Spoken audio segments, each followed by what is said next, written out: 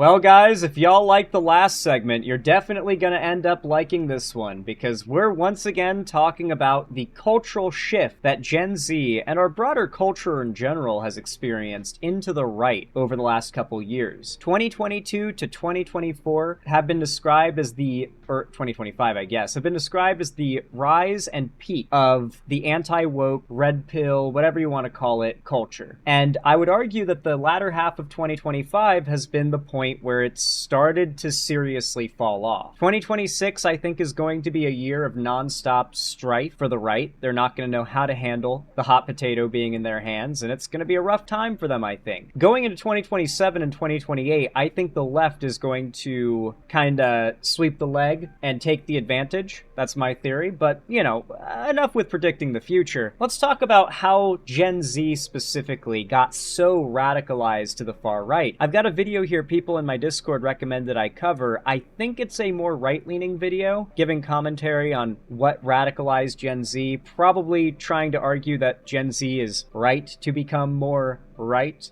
So I figured we might have a good few arguments that are cringe and bad here to take apart. If that sounds fun and interesting to you, then make sure to leave a like on this video and comment down below. It really does help a lot, and I appreciate it a ton. Of course, if you also want to see more from me in the future, subscribe and ring the bell icon, and join my fan Discord link down below. But with all that said, that's right, guys, we're watching this Monsieur Z video. I believe this guy is a chud, so get ready for some cringe. Let's find out why Gen Z became far right, shall we? Without any further ado, let's get into it. Why is Gen Z so far right? It's becoming a more common question, and to some, it might seem obvious, but there's a lot more.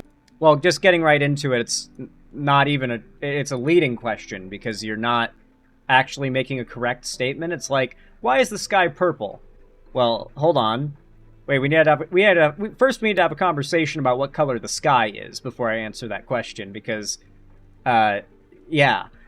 No, Gen Z is not far right. Gen Z is radical. Gen Z is either far left or far right in general, but most of Gen Z that isn't even politically involved. It's just of the people that are involved politically among Gen Z, they tend to lean either very far left or very far right. But most Gen Z doesn't even care or get involved in politics. Part of the story that meets the eye. Take a walk with the young Gen Zer, or Zoomer if you will, along his political development. The world most Zoomers were brought into was one shaped by the president. Also worth noting, this is mostly going to apply to men. That's the elephant in the room for this video. Presidencies of Barack Obama, George Bush, and the legacy of Bill Clinton. You're talking about a post-Cold War mindset in which we're told the United States is the supreme superpower, the hegemon of the world. We are the greatest state to exist. But why doesn't it feel that way? Whatever the case, it's easy to point fingers at the guys in charge. How royally do you need to screw up for the greatest country on earth to be incapable of providing for its own people? Now, it's not like Zoomers were sold a fantasy by their parents. Zoomers are far and away raised by Gen Xers whose adulthood was defined by the approaching end of or post-Cold War period, and their childhood was defined by the turbulent aftermath of the counterculture movement. They experienced firsthand the struggle of shaky family situations, a sense of neglect, rising national debt, offshoring of jobs, dwindling economic opportunities, rising cost of education, you name it. Even housing.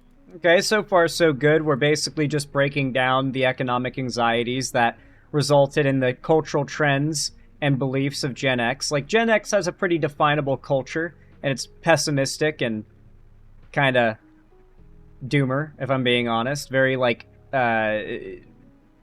just not really care about anything, nothing matters kind of vibes. While still relatively affordable for this generation, was becoming more slippery. In effect, not just Zoomers, but every generation since the Boomers have lived in their shadows. So massive a population emerging in a period of such post-war opulence, that would have been difficult to replicate for future generations, even if they tried to. But they didn't. You saw a mass reaping of the system by the Boomer generation, and none of the sowing, guaranteeing a declining yield for each subsequent generation. Gen Z and some millennials, for all intents and purposes, are what the Boomers might have been had they not been born into a world of plenty.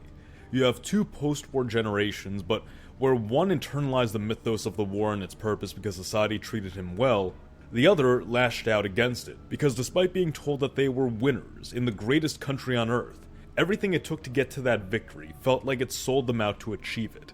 How easy it must have been for boomers to accept that to fight for freedom, equality, and democracy. Okay, we're giving a lot of airtime here to a basic concept everyone understands, which is the boomers had it easier than Gen Z. Inflation has been insane. No one will be able to own a house. Wages haven't kept up with inflation. Fundamental goods have gotten more expensive and now take up a larger percentage of your overall income, and leaving Gen Z with a much smaller pool of monthly funds to spend on enjoyable things compared to boomers and Gen X. So like Gen Z is just generally drained, constantly working and always broke. Like yeah, that's we all know. We are very aware. Democracy everywhere in the world was a worthwhile cause when the society that sold them that message expected nothing of them and gave them everything. They did not struggle through the Depression, they did not fight in Europe or the Pacific, they bought in with no upfront costs. Oh, but there would be costs. And when the check came the due, boomers are who entitled. was going to pay it? With the Cold War over, young Americans are once again told to buy in. We're so great, aren't we? We destroyed the Soviet Union, and we rule the world. It's time to work toward... Yeah, this is the baby brain, like, anti-voter mindset about the parties and whatnot. The fact is, if you actually want to know what the Democrats do that's good, you have to be willing to, like, sit down and read some news articles. Or watch some somewhat bland or dry news coverage, maybe some C-SPAN or something, if you actually want to see what Democrats are doing and how significant it is. Which gives the perspective to a lot of people the Democrats are the speak loudly and do nothing party. And this mindset persists all throughout the left even. Because most people are just too lazy to actually keep up with news, and most people like to go to a person like me who can make the news more digestible for them. And I try to hold myself to a standard that I'm not going to just filter the news down into something you guys will like to hear. If that means, like, making it less truthful, you know what I mean? But, like, yeah, I mean, a lot of people just aren't down to dive into the nuances of policy. The Republicans are really good at saying shit that sounds good and then not following through. And the Democrats are really good at sounding like they say shit that sounds good and don't follow through. And that's what puts Gen Z into this mindset that both sides just suck. Toward global unity, freedom, and democracy across the planet.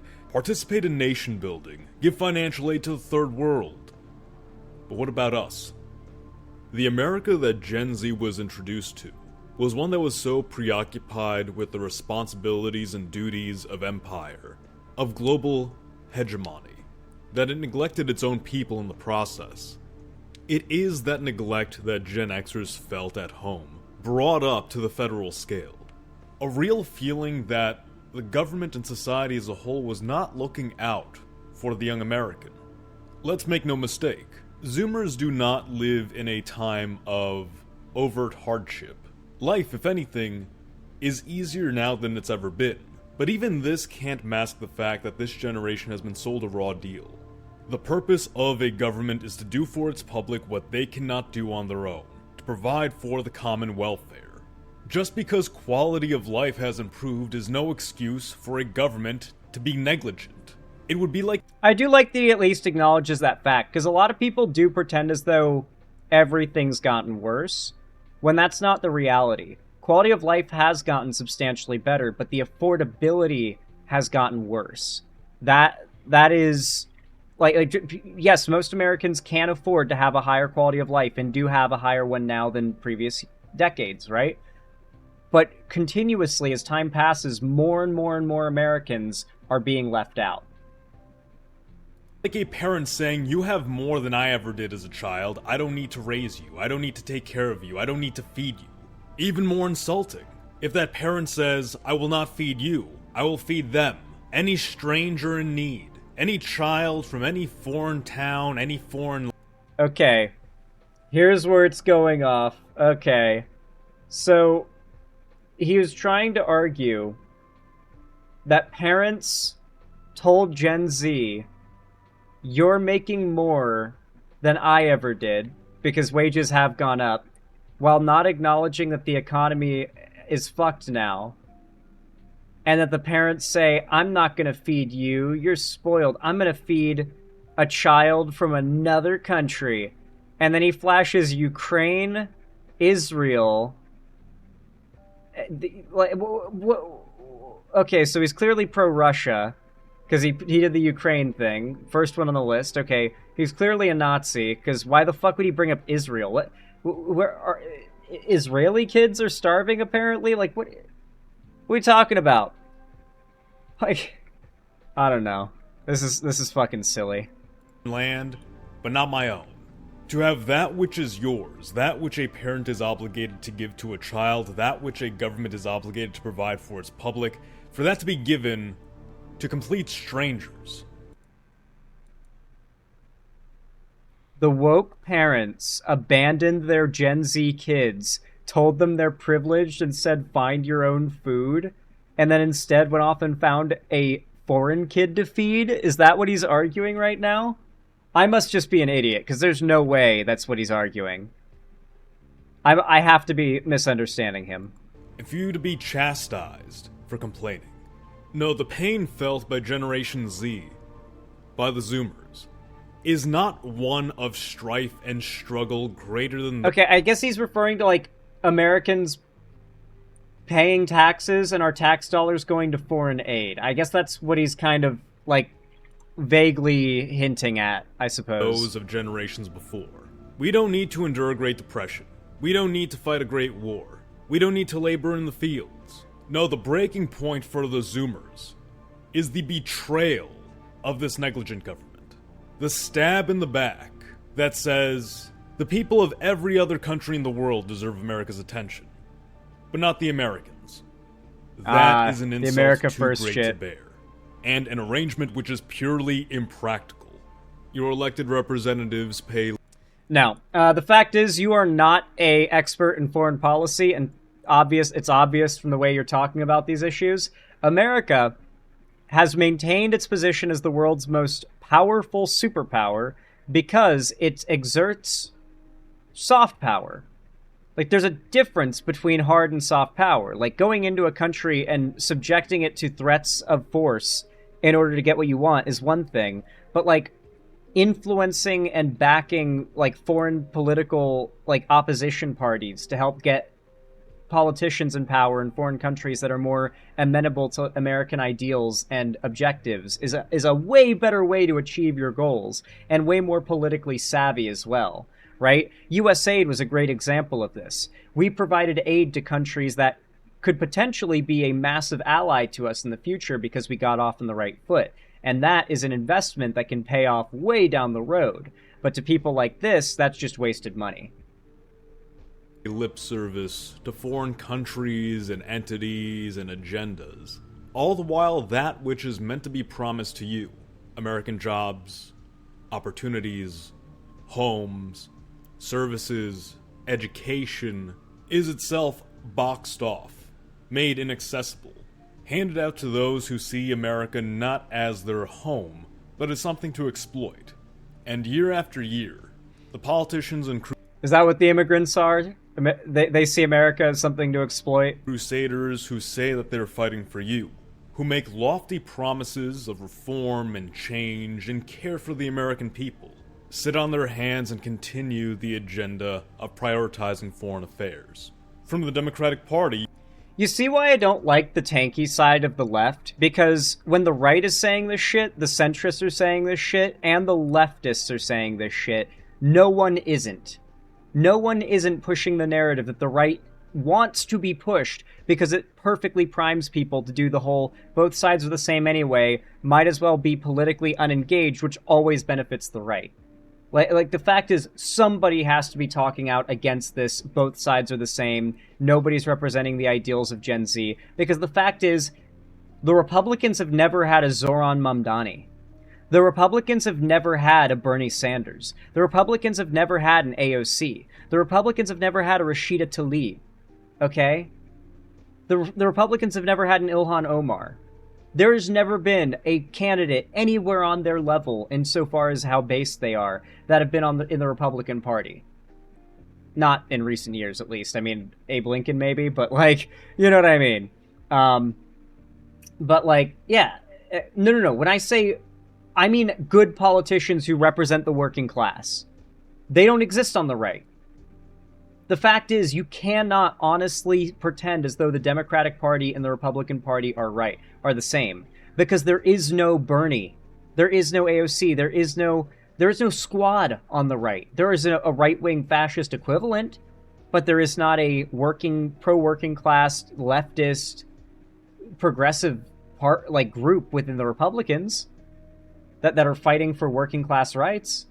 Like, they're not the same. They're not the same parties, not even close. You hear platitudes of supporting American labor, helping out the worker, providing for the American citizen. And then in the same breath, globalization, foreign aid, protecting democracy abroad. You go to the Republicans. You ask them for help, you ask them for change, you ask them to do something about the plight of the American people. Well, that sounds like socialism to me. What are you, some kind of communist? You want the government to help you out? For years and years and years you hear that from both sides. And it seems like there's no reform in sight. No solution to the problem. Times have changed. The nature of the world has changed, the nature of the United States has changed, and your demands as a human being, as an American, have changed. And if neither party seems to be able to deliver on your needs, you seek alternatives. Anti-government movements, fringe political ideologies. And this is, to be very clear, completely giving up. When you cede your beliefs to like fringe ideologies and anti-democracy and anti-government movements, you've given up all political efficacy outside of being a radical, loud individual who can at least throw ideas out there that might influence others. But outside of that, your political influence has ended. The only form of power you have as a citizen is your vote, and you threw it away. Anything different that can offer some little glimmer of salvation.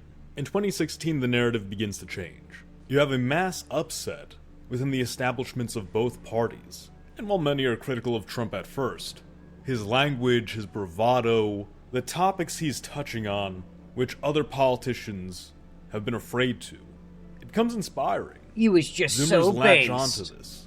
Let me just remind you all, everybody who liked Trump back then just liked to hand wave why they supported him, as they just find him funny back then. So I like how now it's all intellectualized, but back then everyone was just like, I just think he's funny. I just think he's funny. They want more. They want to see results. They want to see the promises kept. Then, of course, Trump's first administration gets bogged down heavily by rhinos, the Democrats. Oh, cringe. The pandemic, and also Pandemic? Caused by who, buddy? Who fucked that up? likely a lack of political experience and infrastructure. How many establishment Republicans probably looked at Trump and thought, this is a blip. This is something that we'll have to ride out, and then go back to status quo. And it might have seemed like that after the 2020 election. 4 years realigned back under the Democrats. Talk within the Republican establishment of ditching Trump, of moving away from that movement to go to something a little bit more familiar, something more palatable to the moderates. But the Zoomer voter base was far beyond that. There was no desire to go back to that system which had failed for about 2 decades. I mean, there was. Biden won with more votes than any president has ever won with in any election ever, by a lot. On top of that, like, the voter turnout in that election was absurdly high. It was a mass rejection of Trump, less so than a mass embracing of Biden or the Democrats, but still, it was America saying no to Trump after how royally he fucked up the country in his first term. So yeah, there's that. But like, the economy immediately continued to nosedive due to COVID. Biden inherited that, and there's just no getting around that. People were looking back at the first few years of Trump's presidency and were like, things were pretty stable back then. And the first few years of Biden's presidency weren't all that stable. So even though the final year saw like the greatest rise in economic productivity and success for American jobs, workers, wages, etc., everything across the board, union membership was rising at unprecedented rates.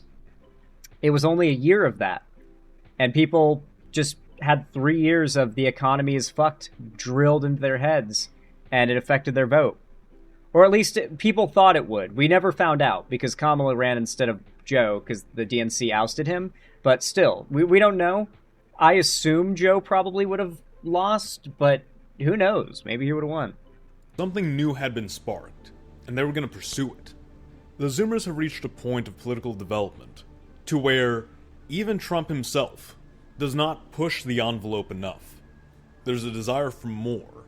There's questions of what comes next. What does it really mean to be America First? When you hear people ask, why is Gen Z so far right? It's a bit of a loaded question. Socially, Gen Z has moved to the right pretty significantly. But is it out of place? Is it necessarily far right? Relative to the social standards of the last half-century, maybe? But ideas of American sovereignty, ideas of American self-sufficiency, of prioritizing the domestic population over foreigners, of simply enforcing law and order to keep the citizenry safe, such policy is nothing out of the ordinary. It's common sense.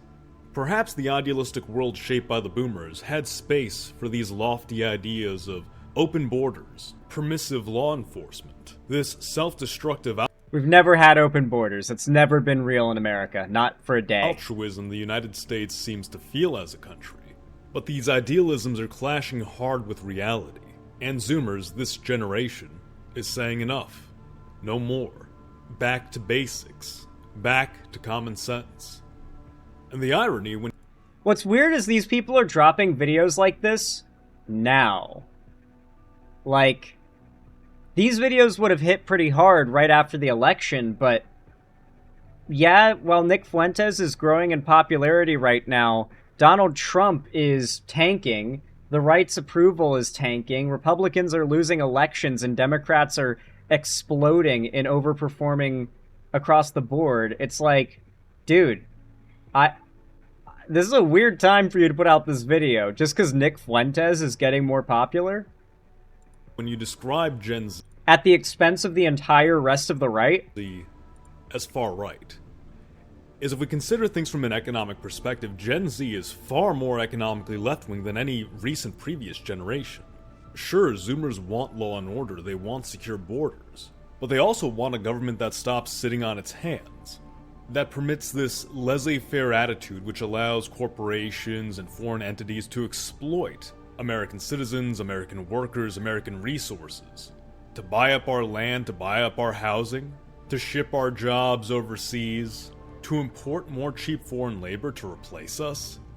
The people of the United States should never be placed second to profits. This very individualistic mindset that's been permitted to grow and fester for decades, which would sell out the whole of the country for the profit of one individual, that would Okay, so he's JQing.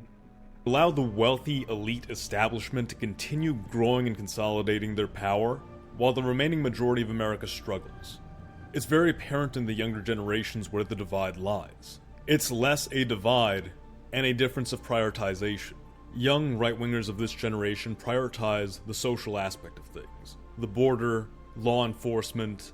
The left of this generation prioritize the economic. But where they align and where they differ from those before them is they want a government which puts Americans first. A country and government which provides and cares for its citizenry. And I love how all of this was just a big, like, long, meandering attempt to appeal to Nick Fuentes fans who are like 14 years old. activist state that fulfills the duties that we would expect from the greatest country on earth, that we would expect from a superpower, that we would expect from the United States of America. And Generation Z is tired of playing the games, of conforming to the norms of the generations from before, to their social niceties, to their political traditions and customs. Generation Z wants results. Generation Z wants change. Generation Z, by its definition, is radical. It is intolerant of the status quo and demands the simple fulfillment that is the promise of American life. Thank you all for watching. This has been Mr. Z. And that will be the right's downfall. The fact is, every batch... He talks about Gen Z as if it's a monolith, but the fact is, Gen Z ranges from people in their mid to late 20s all the way to kids still in middle school right now. And so the fact is, Gen Z exists in batches, and these batches have already gone through this cycle multiple times. The batch that are now in their mid to late 20s, most of them are not conservatives. Most of them are left-leaning. And most of them were conservative at one point, mostly back in that 2016 era, came out of it, went to college, became much more progressive, and that's where they stand now. The reason why it feels like Gen Z is so right-wing right now, culturally, is because the 14, 15, 16-year-olds right now are the conservatives. They are the chuds that are running about making everything seem like everyone's racist now, spreading their brain rot and whatnot. But they're not all of Gen Z. They're just the loudest and most culturally internet impacting relevant part of Gen Z. And always have been. Whoever's in that 14 to 17 age range, the high school age range. So, with that in mind, this guy is basically just going off of vibes. The entire video is just here's my political documentary, entirely based on vibes of how things feel based on memes, internet comments, and my memories of 2017, I guess. God, we've watched 2 of these videos now back to back, and they don't get any better, do they? They don't really get any better. Pretty bad. Oh man, we're crossing the streams. Fuck, it's getting gay.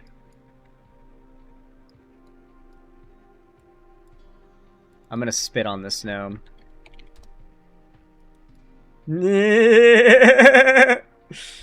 Okay. I spit on the ground, aka the gnome, because the gnome's short as fuck, and that's the ground.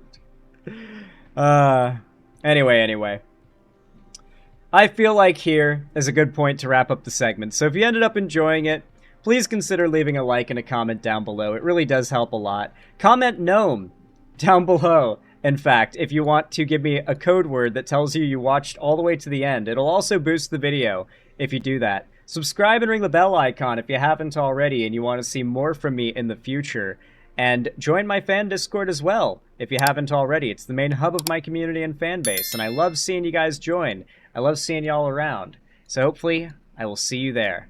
But until then, as always, thank you for watching.